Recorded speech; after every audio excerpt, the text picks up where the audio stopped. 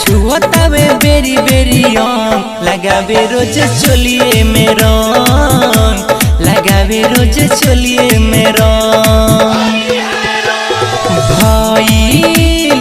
भाई बदेवरे बलम लगावे रोज चोलिए मेरा लगावे रोज चोलिए मेरा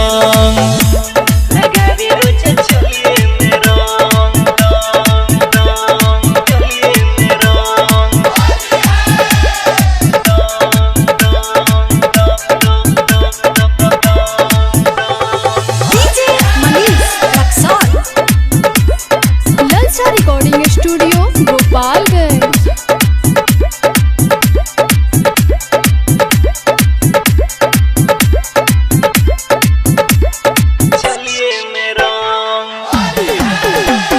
बादे में देला पुसलाई तो जानी शरमाई लगावे रंग लाल का हो कोहे लहन सुनायाव अम्मा जा तू उठाव रंग है दोना खाल का हो बादे में देला पुसलाई तो जानी शरमाई लगावे रंग लाल का हो कोहे लहन सुनायाव अम्मा जा तू उठाव रंगे तो न खलका हो करे लगे हमरा के तो लगावे रोज चोलिए मेरा लगावे रोज चोलिए मेरा भाई बदेवरे बलम लगावे रोज चोलिए मेरा लगावे रोज चोलिए मेरा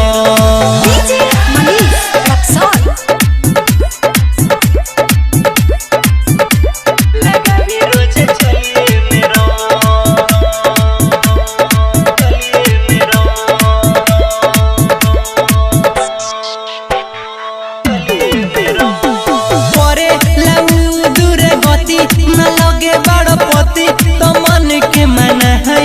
हो छोड़े न एको अलंग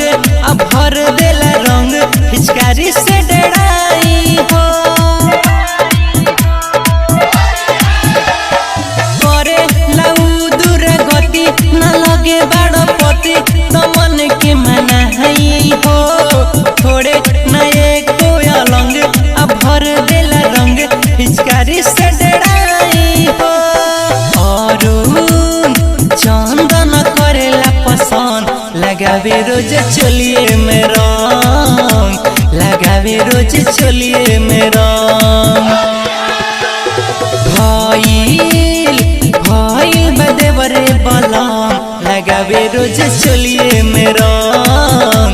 लगावे रोज चोलिए मेरा।